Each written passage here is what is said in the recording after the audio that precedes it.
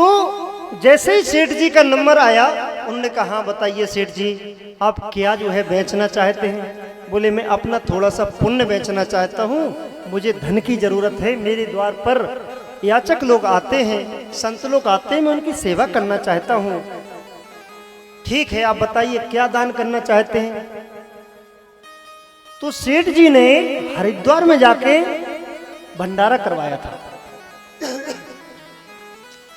तो उन्होंने कहा मैंने हरिद्वार में भंडारा करवाया था, तीर्थ में जो भंडारे करवाते हैं बहुत पुण्य होता है उसका, होता कि नहीं? उन्होंने कहा चलो वो भंडारा का पुण्य दान कर बेच देते हैं, उसके बहुत सारा सोना मिल जाएगा। और सेठ जी जिस थैले में टिक्कर लेके गए थे ना, वो थैला भी काफी बड़ा था, सोना से भरना है ना।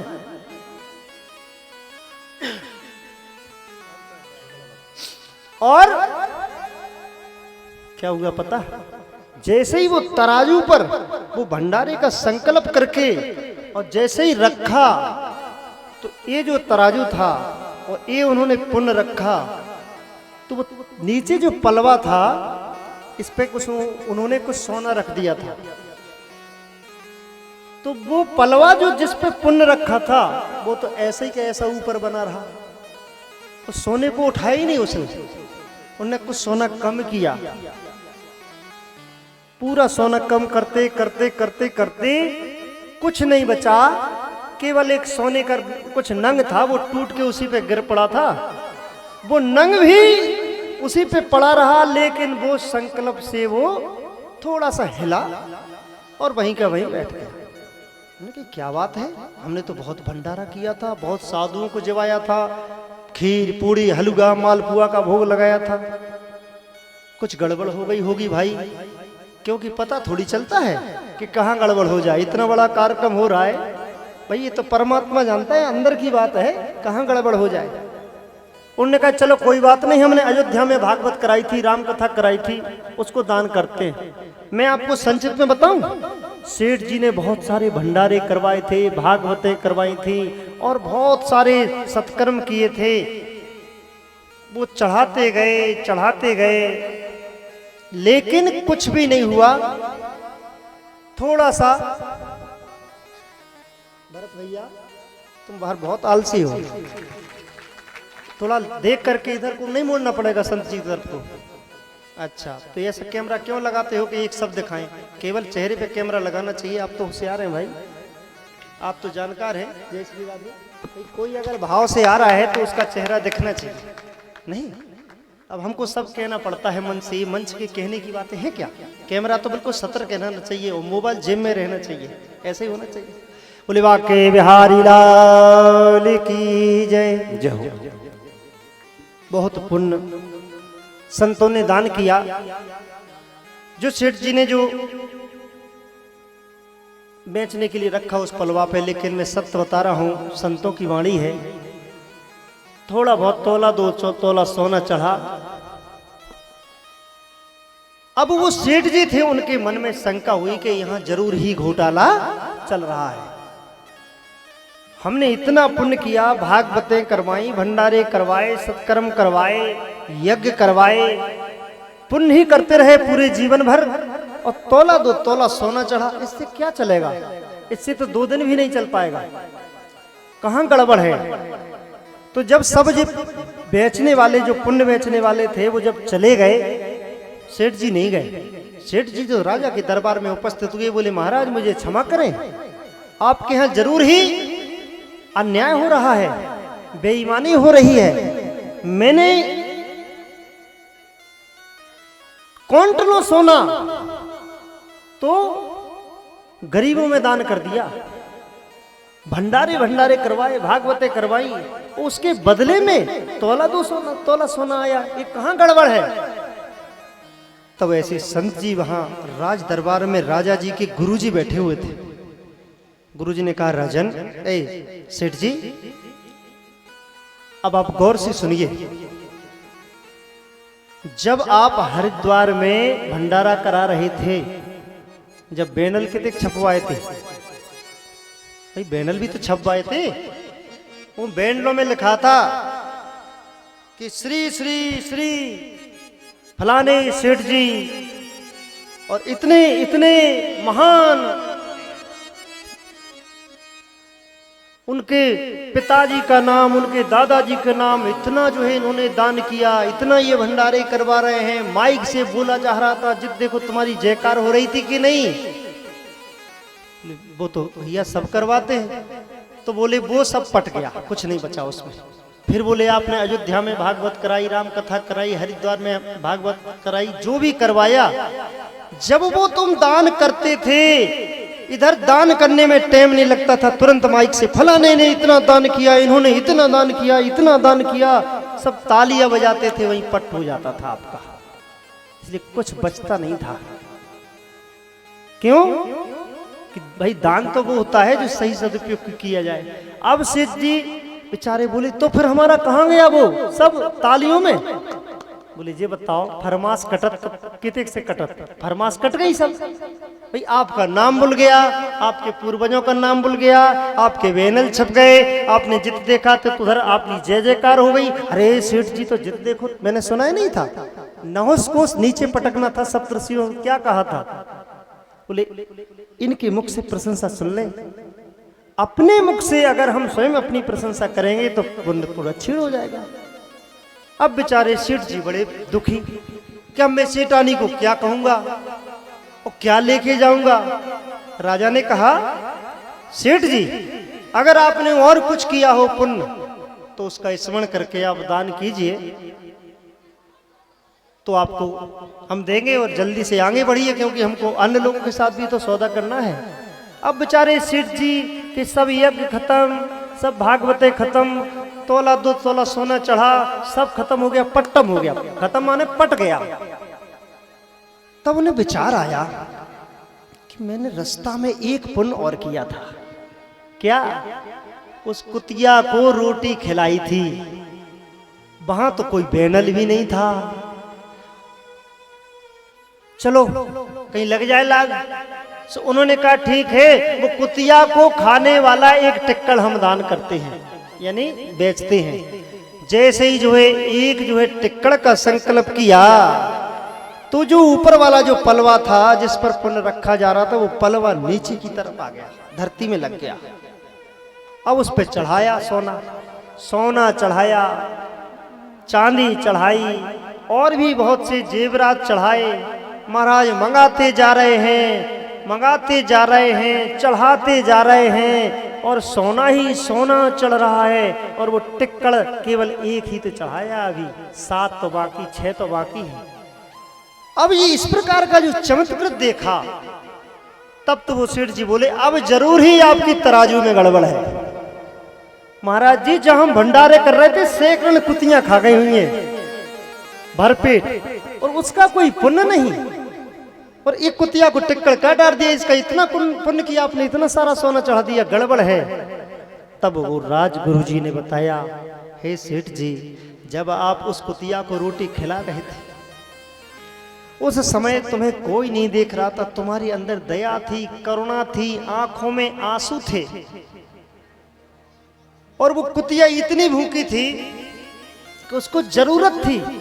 अगर तो उस समय उसको रोटी नहीं खिलाते तो भूख के मारे मर जाते। उसके छोटे छोटे जो बच्चे थे, पिल्ले बोलते जिनको, वो उसका दूध पीते थे। तो साथ में जब कुतिया मर जाती तो पिल्ला भैया वो जंगल में क्या होता, बोलो बोलो, मर जाते। तो 2-4 पिल्ला थे, कुतिया थी, 4-5 जीव की हत्या लगती आपको, लगती ना। इसलिए सेठ जी, आप जो सोना आपका बना है एक रोटी का, इसको आप ले जाइए। सेठ जी ने सोचा, महाराज और हमारे पास कोई पुण्य नहीं है। बोले अब तुम्हारे पास कोई पुण्य नहीं है, जितना पुण्य तुमने किया था वो सारा पुण्य आपका समाप्त हो गया। सेठ जी ने विचार किया कि जब हमारे पास पुण्य नहीं है तो फिर तो हम नरक में जाएंगे, भाई कष्ट में रहेंगे जीवन हमारा। जिसके पास पुण्य होते हैं वो ऊपर उठता है, जिसके पास पुण्य नहीं होते हैं, यही तो धन है परमात्मा का। क्यों? कि परमात्मा का धन हम कमा कहां रहे हैं? परमात्मा का जो राम नाम रूपी, मीरा जी से पूछा क्या कहे, पायो जी मैंने राम रतन धन पायो, है ना।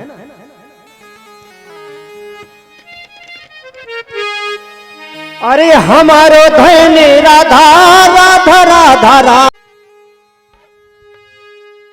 शिव की प्रिया है गौरी जी में, सीता प्रिया है राम की, सोई रुक्मणी भई प्रियतमा करो प्रेम श्री घनश्याम की। फिरे फिरे फिर साथ जो जैसी जहां की रीत तो है, कहे बालो कृष्ण विवाह शुभ जहां दो दिलों में प्रीत तो है। विवाह वही शुभ है जहां दो दिलों में प्रेम हो। सब प्रकार से विवाह संपन्न हुआ। बड़ा विस्तृत वर्णन है श्री कृष्ण चरितमानस में, प्रेमायण में। आगे की एक बड़ी सुंदर कथा है।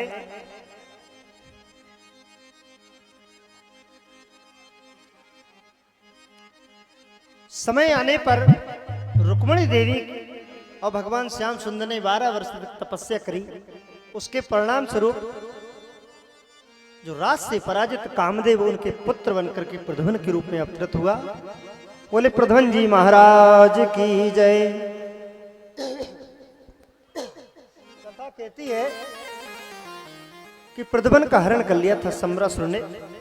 सम्रासुर का वध करने के बाद प्रद्युम्न जी रति को, क्योंकि कहा था कि जब जदुवंश ले अवतारा, हर है धरण महामही भारा,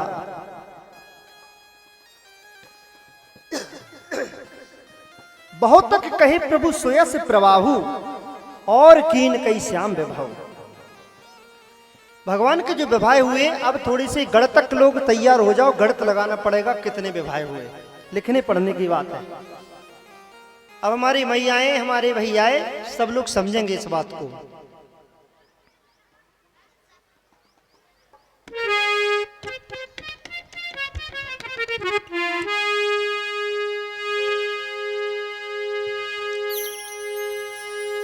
जगत विदित यह काम कहानी,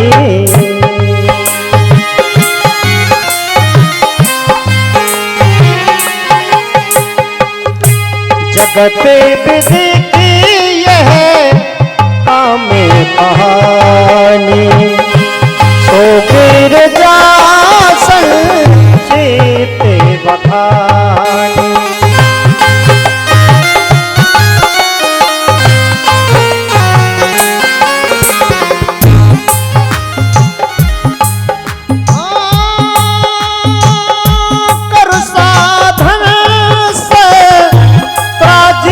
ज्ञानी करु साधन से प्राजित ज्ञानी, पाई तेज मणि परम सुहानी।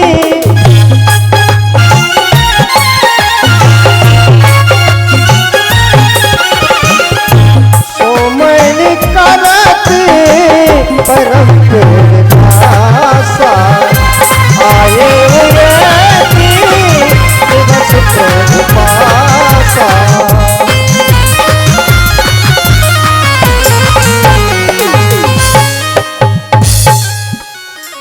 यादवों में एक सत्रजित नाम के यादव जी थे। सत्रजित ने तपस्या करके एक मणि पाई थी, वो प्रकाश करती थी। एक दिन वो मणि को लेकर के और द्वारकाधीश के दरबार में उपस्थित हुए। मणि को देखा जब दूर से, लगा अरे आज तो भगवान से सूर्य भगवान मिलने के लिए आ रहे हैं। पास में मालूम चला ये सत्रजित जी हैं। भगवान ने कहा वैसे ही मजाक में, हंसी हंसी में, पता क्या कहा? सत्रजित आपकी तो मणि बड़ी सुंदर है।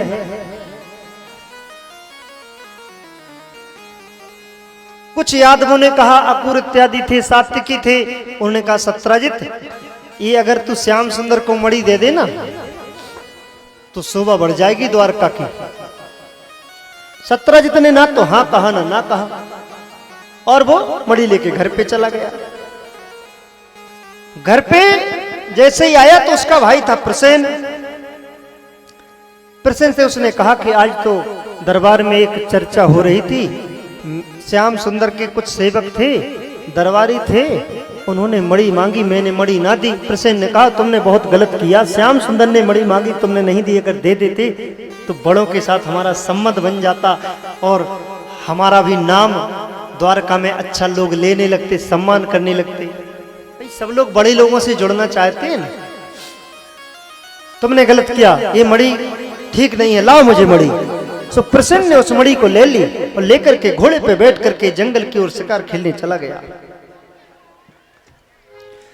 तहां सिंह से लड़ मरो, देखो मणि प्रकाश, और जामवंत तही रीछ पति करें गुफा में वास।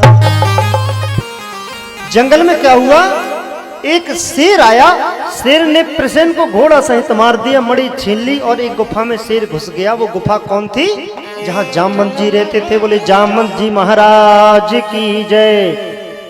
जामवंत जी ने देखा मेरी गुफा में बल्ब किसने लगा दिया भाई, अभी तो लाइट ही नहीं बनी, लाइट की खोज ही नहीं भाई, आकाश में चमकती है, अभी जो है मरकरी थोड़ी लगी है, तो मरकरी की चमक रही है। जामवंत जी गुफा के द्वार पर आए, देखा कि एक शेर है जो अपने मुख में मणि लिए है।